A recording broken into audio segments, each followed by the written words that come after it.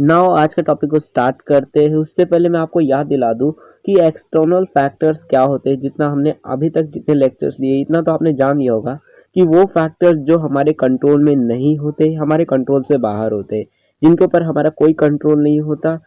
ऐसे जो फैक्टर्स होते हैं जो हमारे बिजनेस को अफेक्ट कर सकते हैं, चाहे अच्छी तरीके से या बुरी तरीके से, उन्हीं फैक्टर्स को हम बोलते हैं एक्सटर्नल फैक्टर्स। ठीक है। अब इसमें पॉलिटिकल इन्वायरमेंट किस तरह से रोल प्ले करता है और ये किस तरह से हमारे बिजनेस को अफेक्ट कर सकता है। तो जैसे मान लो अब कोई गवर्नमेंट है, मैं आपको एग्जांपल देता हूँ। मान लो कोई गवर्नमेंट है और उसने आपका जो प्रोडक्ट है उसके ऊपर रिस्ट्रिक्शन लगा दिया कि आप मान लो सिगरेट सिगरेट बेचते हो। ठीक है। आपने सिगरेट नहीं तो गुटखा बेचते हो। गवर्नमेंट ने आपके ऊपर रिस्ट्रिक्शन लगा दिया, बोल दिया कि आप सीधा ऐसे आप प्रोडक्ट नहीं बेच सकते। आपने बोला ये तो मेरा प्रोडक्ट है, मेरी मर्जी में कैसे बेचूं। गवर्नमेंट ने बोला नहीं, आप नहीं बेच सकते इसको। आपको अपनी पैकेट के ऊपर ऐसे सड़े गड़े भी आपने देखे भी होंगे, सिगरेट के पैकेट के ऊपर ऐसे कैसे फेफड़े जो रहते हैं वो सड़े हुए फेफड़े का फोटो रहता है, तो वो आपको लगाना पड़ेगा। गवर्नमेंट ने आपको बोल दिया है। यानी कि जो गवर्नमेंट है वो उसने आपको कहा है कि आपको ये जो मैं आपको रूल्स एंड रेगुलेशन बता रहा हूँ आपको इसे फॉलो करना पड़ेगा, और अगर आप नहीं करते हो तो आपको बिजनेस को हम बंद कर देंगे। तो इसकी वजह से आपका बिजनेस भी अफेक्ट पड़ सकता है। अब बताओ वो फोटो देख कर कितने लोग, बहुत सारे लोग होंगे जो सिगरेट को नहीं भी खरीदते होंगे कि ये फोटो देख के उनको डर लग जाता है कि ये सिगरेट पीऊंगा तो मेरा सेहत खराब हो जाएगा। तो इनकी वजह से हो सकता है उनका बिजनेस को लॉस भी जाए। तो ऐसे जो बिजनेसेस होते हैं या फिर ऐसे, ये तो एक मतलब सिंपल सा एग्जांपल था जो आपको समझ आ जाए। तो ऐसे जो बिजनेसेस होते हैं जो पॉलिटिकल यानी गवर्नमेंट या फिर लॉ उससे अफेक्ट पड़ जाते हैं, उनके वजह से उनका बिजनेस जो है वो डूबने लगता है या फिर ग्रो हो जाता है। तो ऐसे इन्वायरमेंट को हम पॉलिटिकल इन्वायरमेंट कहते हैं। ठीक है। अब पॉइंट्स में लिखा है जो है वो पढ़ेंगे तो ज़्यादा डिटेल में समझ आएगा। All business form are affected by the government and its policies. यानी कि जितने भी गवर्नमेंट्स होते हैं, मतलब जितने भी बिजनेसेस होते हैं, वो गवर्नमेंट और उसकी पॉलिसीज जो होती है, यानी जो भी उसने रूल्स एंड रेगुलेशंस नए नए बनाए होते हैं, उससे उनका बिजनेस अफेक्ट पड़ सकता है। जैसा अभी मैंने बताया, तो गवर्नमेंट ने पॉलिसी बनाई है कि हर एक जो गुटखा तंबाकू बेचने वाला है उसको अपने पैकेट के ऊपर ऐसे सड़े हुए और वार्निंग लिखना पड़ेगा कि ये पेन मतलब इंजीरियस टू हेल्थ, ये सारी चीजें लिखनी पड़ेगी कि ये जो आप प्रोडक्ट का यूज करने वालों, कंजर्व करने वालों, ये आपके सेहत के लिए हानिकारक है। तो ये आपको लिखना ही पड़ेगा।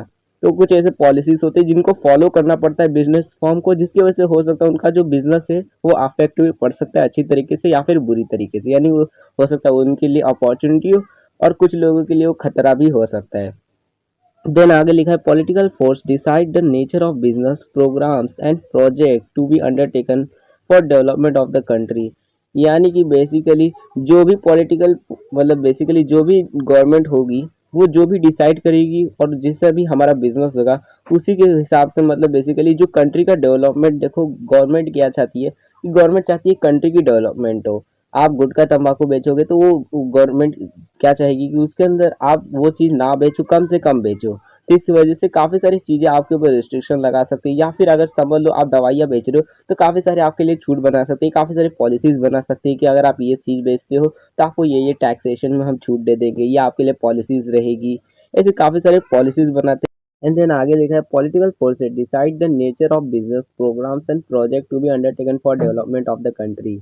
यानी कि जो भी पॉलिटिकल पार्टी होगी हमारी कंट्री की, जैसे अब हमारी बीजेपी है, अगर आप वहां पर जाते हो, मतलब बीजेपी है हमारी कंट्री की जो पॉलिटिकल पार्टी है, और भी काफी सारे पार्टीज है, जो भी पार्टीज होती है जो भी रूल करती है उस पर्टिकुलर कंट्री में या फिर एरिया में, वो ही डिसाइड करती है कौन सा नेचर ऑफ बिजनेस हमारे यहाँ पे काम करेगा। यानी कि हमारे यहाँ पर हमारी कंट्री को डेवलप करने के लिए कौन सा बिजनेस फॉर्म आना चाहिए और कौन सा नहीं आना चाहिए, सारी चीजें वही डिसाइड करती है।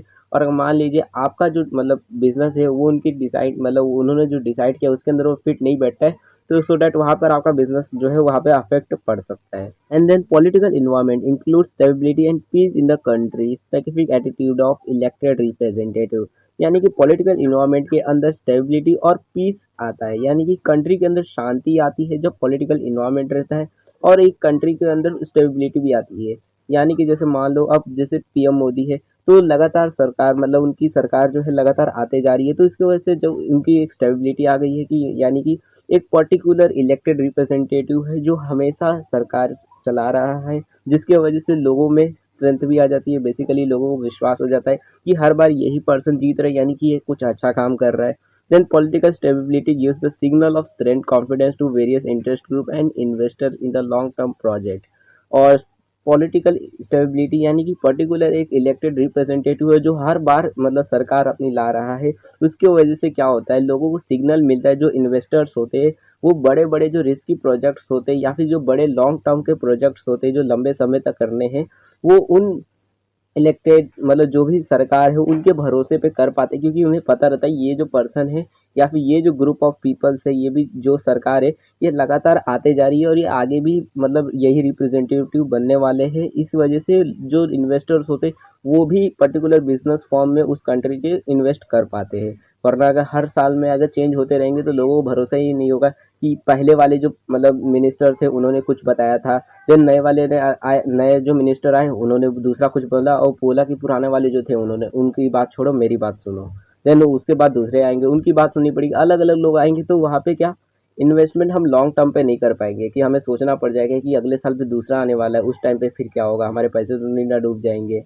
देन ऐसा भी हो सकता है, तो इसकी वजह से यहाँ पे जब हमें पॉलिटिकल स्टेबिलिटी मिल जाती है कि एक ही आदमी हर बार बन जाता है पॉलिटिकल मतलब बेसिकली हर बार इलेक्ट हो जाता है, तो उस टाइम पे हमें ये भरोसा हो जाता है कि ये पर्सन हर बार बन रहा है, तो यानी हम लॉन्ग टर्म में इन्वेस्ट कर सकते हैं। जो भी बिजनेस फॉर्म होते हैं वो पर्टिकुलर कंट्री के अंदर लॉन्ग टर्म में पैसे लगाने में डरते नहीं है, जिसकी वजह से हमारा बिजनेस अफेक्ट नहीं हो पाता है। ठीक है।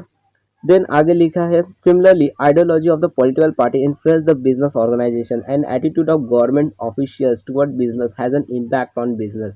यानी कि जो भी पॉलिटिकल पार्टीज की आइडियोलॉजी होती है, यानी कि मुझे देश का ये भला करना है, मुझे देश को यहाँ तक पहुँचाना है, ये सारी जो उनकी आइडियोलॉजीज होती है कि देश के प्रति मुझे क्या करना है या फिर मुझे आने वाले समय में क्या करना है, ये सारी जो आइडियोलॉजीज होती है, उनके जो गोल्स होते हैं, उनकी वजह से भी बिजनेस काफ़ी सारे इन्फ्लुएंस हो जाते हैं। यानी कि अगर मान लो जो पॉलिटिकल पार्टी है उन्होंने सोचा कि हमें देश में मतलब तंबाकू गुटखा जो बेच रहे हैं उनको हमें बंद करना है, तो क्या करेंगे, तंबाकू गुटखा के जितने भी फैक्ट्रीज होंगे उन्हें बंद करवा देंगे, जिसकी वजह से जितने भी वो कंपनीज होंगी, जितने भी वो बिजनेसेस होंगे वो बंद पड़ जाएंगे, जिसकी वजह से उनका काफ़ी ज़्यादा लॉस पड़ जाएगा।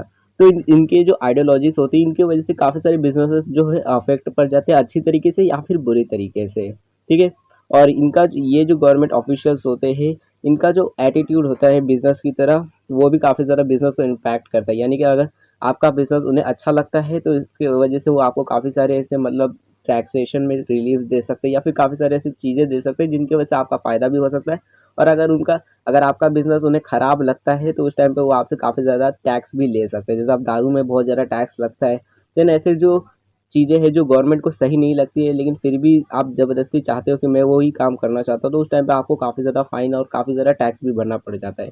तो काफ़ी सारी ऐसी चीज़ें होती है, तो ये सारी चीज़ें बिजनेस को अफेक्ट कर सकती है पॉलिटिकली। ठीक है। आगे लिखा है India is a democratic compress three vital institution like legislature government and judiciary. यानी कि देखो इंडिया जो है वो डेमोक्रेटिक कंट्री है, डेमोक्रेटिक कंट्री यानी कि क्या, यहाँ पर लोग जो है वो खुद अपने रिप्रेजेंटेटिव को चुनते हैं, यानी कि लोग जाते हैं, हर एक पर्सन वोट करता है, उसके बाद जाकर कोई उस कंट्री का जो भी रिप्रेजेंटेटिव होता है उसको इलेक्ट किया जाता है। ठीक है। अब इंडिया के अंदर बेसिकली तीन मतलब सबसे इम्पोर्टेंट इंस्टीट्यूशंस हैं जो है लेजिस्लेचर, गवर्नमेंट और जुडिशरी।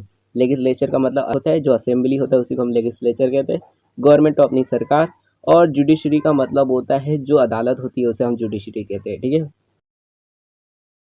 सबसे पहला लेजिस्लेचर देख लेते हैं। Legislature is very powerful because power such as policy making, law making, budget approving, executive control etcetera are in the hand of legislature. यानी कि देखो जो असेंबली होती है ना, लेजिस्लेचर उसी के हाथ में होते हैं, जो नए नए लॉस बनते हैं, नए नए जो एक्ट्स बनते हैं ना, जो नए नए नियम कानून बनते हैं, वो सारी चीज़ें लेजिस्लेचर के हाथ में होती है। तो यानी कि अगर लेजिस्लेचर ने कोई नया लॉ बना दिया कि अब आपको ये काम करना है, अगर आपको ये कंपनी खोलनी है या फिर ये ऑर्गेनाइजेशन खोलनी है, तो आपको वो फॉलो करना ही होगा, मैंडेटरी होगा। ठीक है। यानी वो लॉ जो भी वो बनाता है लेजिस्लेचर उसे फॉलो करना पड़ता है, तो ये काफ़ी ज़्यादा पावरफुल एक मतलब इंस्टीट्यूशन है जिसके पास ये पावर होती है कि वो नई नई पॉलिसीज बना सकता है, नए नए लॉस बना सकता है। यही बजट को मतलब हर साल का जो बजट होता है, सरकारी जो बजट होता है, वो भी लेजिस्लेचर ही अप्रूव करता है कि हर साल आपको कितना मतलब पर्टिकुलर जो ऑर्गेनाइजेशन है गवर्नमेंट की उसको कितना बजट अलोकेट करना है। देन जो बड़े बड़े जो पोस्ट में जो कंट्रोल्स होते हैं वो भी लेजिस्लेचर ही कंट्रोल करता है। तो सारी चीज़ें जो बड़े बड़े जो पावरफुल जो चीज़ें होती है ये लेजिस्लेचर के हाथ में ही होती है। तो ये पहला होता है, और ये भी आपके बिजनेस को काफ़ी ज़्यादा इन्फ्लुएंस कर सकता है। यानी कि अगर मान लो कोई नई पॉलिसी इसने ला दी या फिर कोई नया लॉ ला दिया, तो उससे हो सकता है आपके बिजनेस को अफेक्ट पड़ सकता है, चाहे अच्छी तरीके से या फिर बुरी तरीके से। ठीक है। अब दूसरा जो है वो है गवर्नमेंट, यानी कि हमारी सरकार, ठीक है। We should know what are government's responsibility toward business. Government policy do affect business organization, therefore government should frame policies for business organization. यानी कि देखो, ये जो बेसिकली गवर्नमेंट क्या होती है, जैसे अभी एग्जांपल दूं आपको, जैसे डिमोनेटाइजेशन हुआ था, यानी कि जो नोटबंदी हुई थी, 500 और 1000 के नोट बंद हुए थे, तो उस टाइम पे सरकार जो थी उन्होंने दो मतलब जो 500 और 1000 के नोट थे वो बंद कर दिए। तो इसकी वजह से कितने सारे बिजनेसेस थे उनका लॉस हो गया, यानी कि जिन जिन लोगों ने 500 और 1000 के नोट जो थे अपने पास रखे हुए थे, तो उनके काफ़ी सारे पैसे बर्बाद हो गए, काफ़ी ज़्यादा उनका लॉस हो गया, ठीक है। ऐसे काफ़ी सारे लोग थे जिनका लॉस हो गया। बेसिकली किया गया था ब्लैक मनी को हटाने के लिए। तो इसकी वजह से बिजनेस को काफ़ी ज़्यादा अफेक्ट पड़ सकता है कि अगर मान लो गवर्नमेंट ने कोई नई पॉलिसी ला दी जिसकी वजह से बिजनेस अफेक्ट पड़ सकता है, ठीक है। तीसरा है जुडिशरी, यानी कि हमारा जो लॉ है, मतलब बेसिकली जो अपना कानून है वो। तो judiciary is the third important institution in political system, यानी कि पॉलिटिकल सिस्टम के अंदर ये तीसरा सबसे इम्पोर्टेंट इंस्टीट्यूशन है जुडिशरी। जुडिशरी का मतलब अदालत, आप लोग याद रखो, अदालत जो होता है ना, कोर्ट, उसी को हम जुडिशरी कहते हैं। It's determines the method of working of government and defines the relationship between government and citizens. और बेसिकली ये मतलब जितने भी कानून रहते हैं, जैसे कि मान लो अगर आपके ऊपर किसी ने केस कर दिया, ठीक है, तो उस टाइम पे अगर ये जो कोर्ट है, अगर उसने आपके ऊपर किसी तरह से भी अगर आपको कोई डिसीजन दे दिया कि आपको अब ये करना है, तो आपको फॉलो करना पड़ सकता है, और जिसकी वजह से हो सकता है आपका बिजनेस जो अफेक्ट पड़ सकता है।